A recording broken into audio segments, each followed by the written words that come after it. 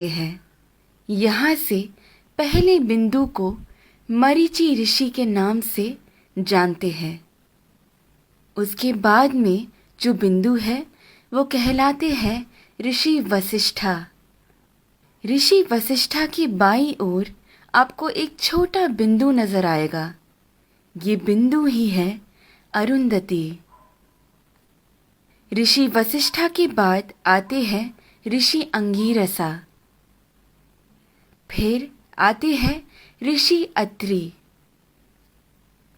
फिर दाईं ओर की तरफ मुड़ते हुए जो बिंदु आता है वो है ऋषि पुलस्त्य। उसके बाद आते हैं ऋषि पुलह और फिर ऋषि क्रतु।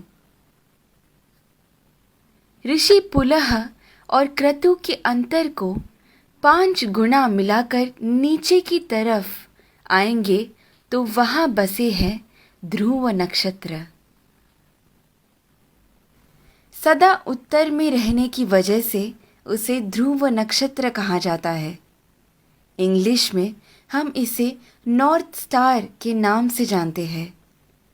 बाल्यावस्था के ध्रुव नक्षत्र अगर उत्तर में बसे हैं तो वृद्धावस्था के अगस्त्य नक्षत्र दक्षिण में बसे हैं। अगस्त्य और ध्रुव नक्षत्र हमेशा उसी स्थान पर ही पाए जाते हैं।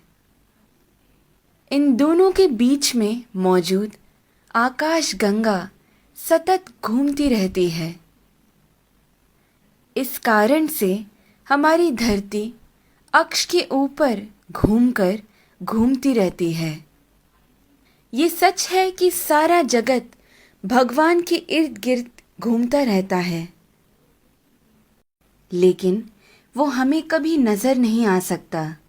भूमि के अनेक कालों में से उसे 4 काल में छांटते हैं। ऊपर नजर आ रहा पीठ के बल सोया हुआ प्रश्न चिन्ह के आकार में बना हुआ सप्त ऋषि मंडल हमें वसंत ऋतु में ठीक ऐसे ही नजर आता है। आगे बढ़ते हुए शिशिर ऋतु यानी ठंड के मौसम में हमें सप्त ऋषि मंडल ऐसे नजर आता है। फिर शरद ऋतु में जब सारे पत्ते झड़ने लगते हैं तब सप्त ऋषि मंडल हमें ऐसे पीठ के बल सोया हुआ प्रश्न चिन्ह के आकार में नजर आता है। और फिर ग्रीष्म ऋतु यानी गर्मी के मौसम में हमें सप्त ऋषि मंडल ऐसे शीर्षासन कर रहे प्रश्न चिन्ह के आकृति में नजर आता है। चाहे जो भी हो, जब हम ये सारे प्रश्न चिन्हों को एक साथ में देखते हैं, हमारे सामने एक विशेष आकृति हमें बनता हुआ नजर आता है। वही कहलाता है हमारा स्वस्तिक। स्वस्थ का मतलब है आरोग्यवान।